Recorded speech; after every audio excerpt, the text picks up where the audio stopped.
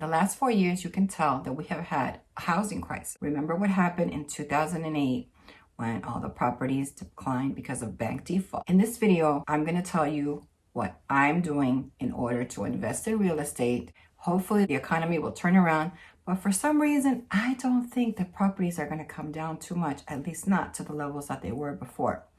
So I'm getting prepared for what's coming in real estate. Stay tuned because I'm going to tell you what I have in the plans. Hi, and welcome back to the channel. I'm glad that you're here. And if you're new to this channel, hi, my name is Lydia and I do RVing travel videos. But in the last couple of years, since the economy has been, I kind of been sticking around my Florida homestead. And it was actually RVing that brought me to find this beautiful property here in Central Florida, which I love very much. And I've been doing projects in order to make myself self-sustainable, and I'm almost there, but there's still projects. So the last year for me, I've been sticking around and not traveling as much because I had some cousins of mine that just came from Cuba, and they're living with me on the property, and we'll talk about all that in today's video. So grab a cup of beverage that's nice and warm because it is cold here in Florida. It was freezing this morning, and I got my fleece on and I got my hot chocolate here, and let's get to the video. Even with the new administration that's coming in, I don't think that we're going to end up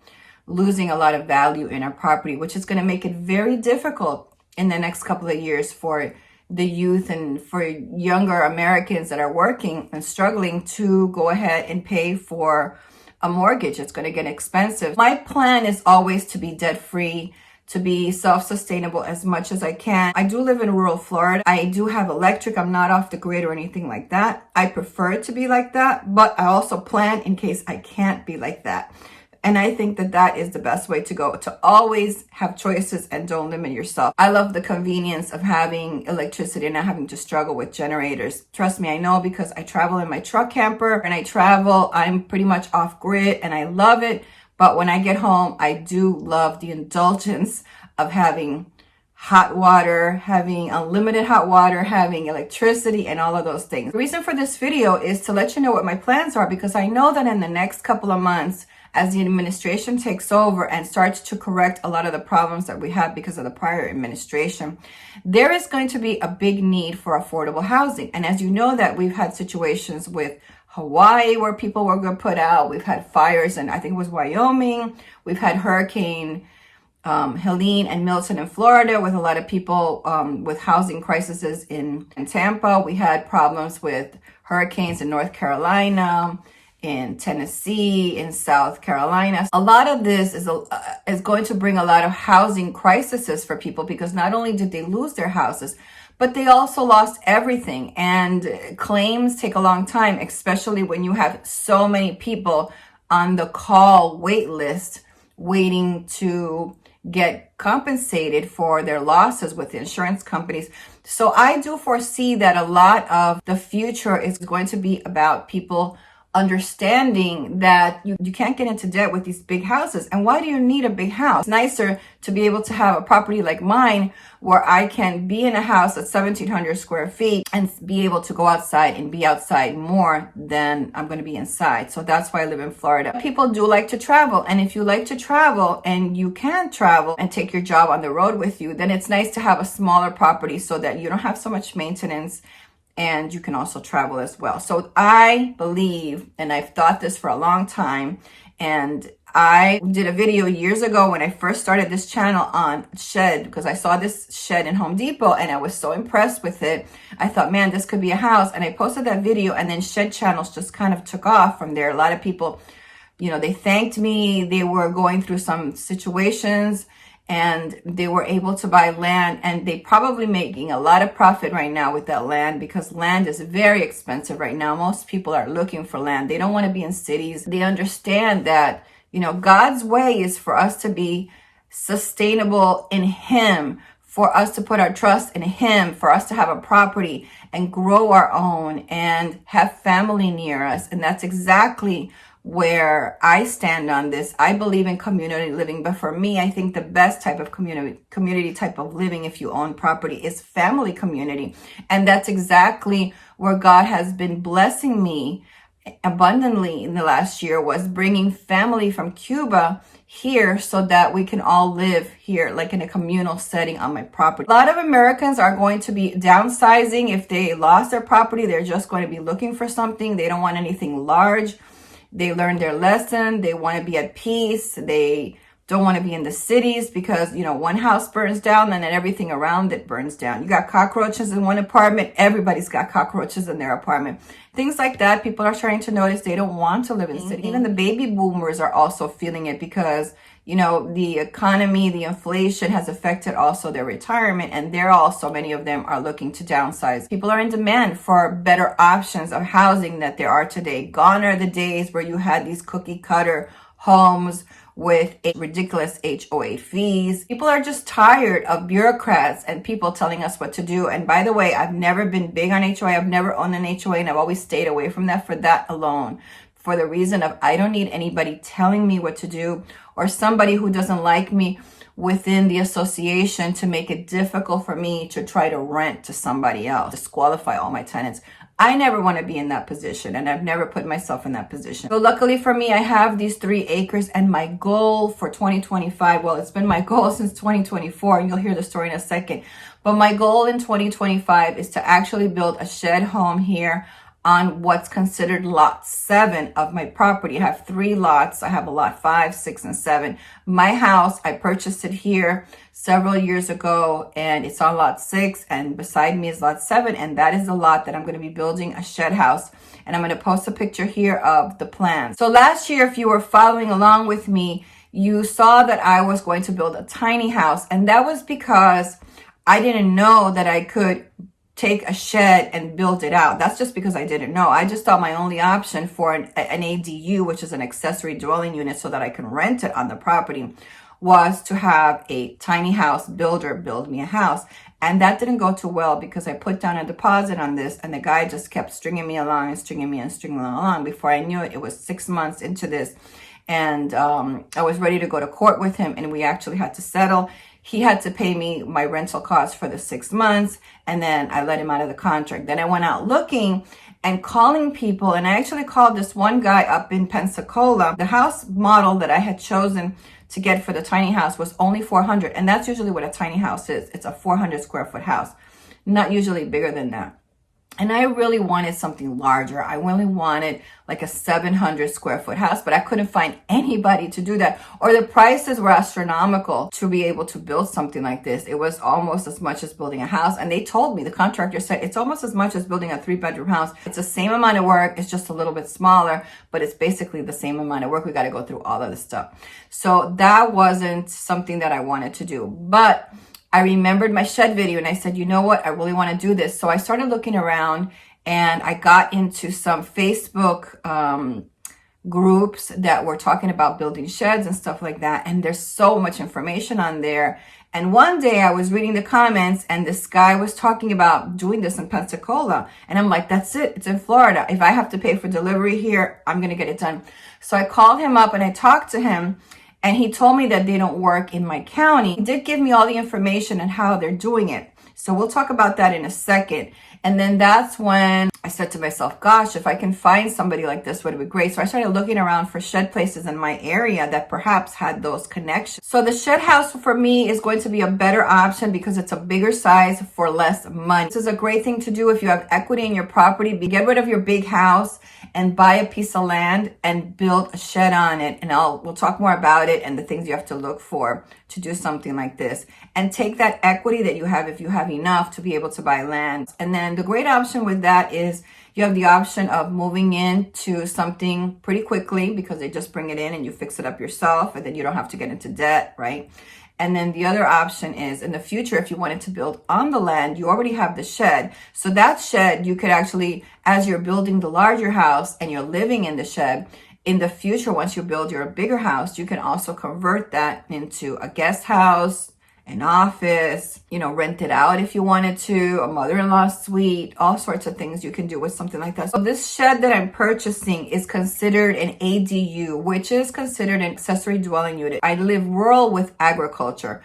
And even though you're rural, you still might have deed restrictions. And that's one of the things that I have here is deed restrictions. And the good thing about deed restrictions is that you're not going to have a problem most of the time with junky neighbors. Like, you're not going to be like living next to Samson and Son, because all you have to do is pick up the phone and call the county and say, this guy's got 20 junky cars outside, and they're going to come out and they're going to warn him that he's got to get rid of that. And that's what I like about that, because a lot of these rural areas, you can purchase a really nice house and invest money in it, and your value goes up. And then all you need is for a neighbor to come in and trash their place and trash all around their property, and then you lose value. Nobody wants to live next to a trashy house. And that's the good thing about having these kind of deed restrictions.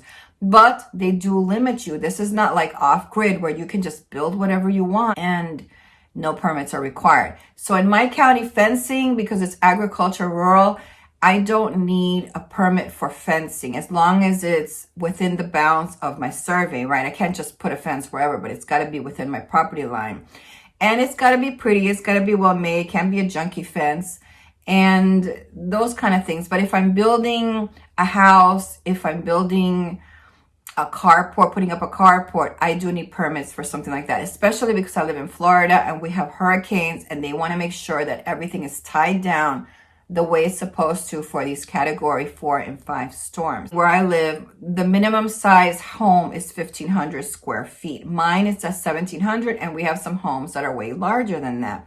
I have a 3-bedroom, 2-bath. Restrictions are you must have 1,500 square feet. So in other words, I can't build a house next door that is not at one of my lots unless it's 1,500 square feet. Now I can build it if it's going to be considered a mother-in-law suite, which is an accessory dwelling unit. And I'm allowed to build to 800 square feet. They will tell you for the size of your property, what size you are allowed to build as an accessory dwelling unit. For me, when they came up with the numbers, they said that I can build up to 800 square feet. In order to do that, I have to unify my lot 6 and my 7, because now I can't sell that lot as a separate lot, because it's going to be a 760 square foot home there that doesn't meet the deed restrictions to sell for the lot. So I had to unify the 2 lots. They're going to make you unify title. They give you the form and you go to the county and you present it and you pay to have this notarized and certified and all of that. And then it becomes a public document. You can't sell your property. You've got to sell it all together, the 2 lots. After speaking to that guy, I realized, and doing my own research through the tiny house, and I've done some videos on tiny houses, and I've been to the tiny house show here in Florida, and there are some communities in Florida that are specifically for tiny houses, and more of them are coming into the state, which is great. So my state is leaning towards that affordable housing situation, but they want to do it in a way that doesn't decline the value of other homes, because the problem is if you have a tiny house next to an expensive house, when you go to do the appraisal, it's something that could bring down the price of the bigger house. So they're being very careful with these kind of communities where they put them. These homes are still going to require building a certificate of occupancy once they are built. It's going to be legal structures. That means if you're going to rent them, you're going to get a certificate of occupancy. And that's what I wanted, because at that time, I didn't know my cousins were going to be here. So I wanted something that was legal and that I would have a certificate of occupancy so that I can get the insurance that I need in Florida for that particular property when I rented it. And that was important to me. That's why I decided to do everything legal. The first house that I was going to do was a 400 square foot house, and it was $75,000. And the shed house is going to be about 750, 760 square feet. That one, I'm estimating when everything is set and done, with the interior and the connections on the outside for the water and the septic, I'm going to say I'm going to be around $50,000 to $55,000 total for all of that. It's going to be a house. The first process for me was to look at the lot and say, what can I put on here? And I have a lot, I have an acre there that's long this way, and putting a house that was a house this way, I just didn't think it was going to be good, because I want people to be able to drive around. So I decided to go with a shed build that was long ways And the model that I'm putting in, I'm gonna show you pictures here of my plans and my site plan, and I'm gonna cover up some of my private stuff information. The back of the house is going to be facing the street. The front of the house is going to be facing the view. I have a beautiful view of pasture. House is going to have a porch. So because it's family living here, I want them to have the porch, and I want them to have the beautiful view. When they want to sit on the porch, they're going to be able to see the beautiful view of the back of the lot. So that's what I wanted for them. That's what I decided was going to be long house. I decided, of course, because of the sun, we have a southern exposure and the heat and all of that, how it's going to be. So that's where I came up with some of the plans because of the heat. I knew it wasn't going to be like cinder block like my house is. It's going to be all wood. So I wanted to make sure that because I'm going to be insulating and stuff. So all of that, you got to go through all of this stuff and kind of realize how you want to place it on the lot. You choose your model, and you also got to know where your well is going to be. If you're putting it on a lot that you don't have capability, you're going to have, some counties require you to have a well on the lot. So luckily there's already a well on that lot that I use, and we're going to be able to tap into the well over there.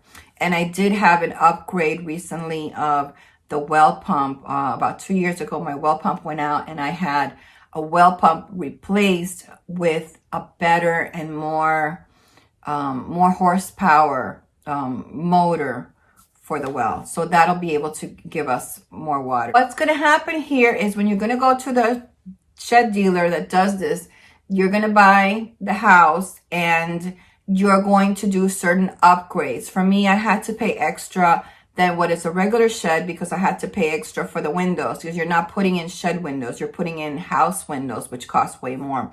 I'm also doing more of a thicker type of flooring, insulated type of flooring. It's important for me because of it's a house. And I'm also going with the beams are also going to be more structured to the what's required of a home, and different straps and things like that, 4 of the posts and all the things like that. So you're going to pay more than a regular shed because you are modifying the shed plans for a house.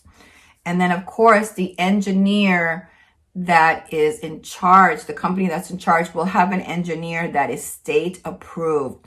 And he has priority over the county that you're in. So basically he's the one that's inspecting the house to meet the codes according to the plans. And he's going to be very liable if something happens to this house. He is putting his stamp on it saying that it is according to the plans, and his reputation, and he's liable for this. So he can be sued if something happens with this property that doesn't meet the code requirements that are in the plans that the county has approved. So he is certifying that the build meets all the state and county codes. The build has to comply with the county codes for the framing, and that's where I was, because in my area nobody is doing this kind of stuff. So they're starting to do it, and these shed places are bringing in these kind of engineers, or they're making these connections with these engineers who are willing to certify these documents for the shed and make sure that they are built according to the standards of an occupancy, a residence. For me, it took about 6 times for the county to finally approve it, which in a way is good, because that means that my county is watching my paperwork. It wasn't enough that the engineer certified it according to the state. There was more, and the county is making sure that it meets the codes for the county. And this is why it was rejected, because he could be doing something at the Panhandle, he could be doing something in Miami, but it has to meet the codes of my county too. And that's why it was rejected so many times. And that was the delay that we had, because you just don't submit it and it happens right away. There's so many people here that are submitting construction here in Florida because you know, a lot of people are moving to Florida, and then we had 2 major hurricanes, so that delays everything. So it's probably like a 2 to 3 week turnaround for them to inspect all of the paperwork, and they will tell you if they approve it or reject it. And then now you have to start again. You got to go back to an engineer, and he's got to correct whatever it is. And the county is good, and they'll tell you this is the part that we have to correct, and then he's got to fix the plans, and then he gives it to me, and I have to make sure that it's certified and unopened, because the first time that I sent it up, it wasn't, I opened it first. You're not supposed to, and he's supposed to send it to me certified so I could send it certified. So it's this whole thing with that. And then the 3 weeks, will pass again. 2 weeks normally during a hurricane, 3 weeks.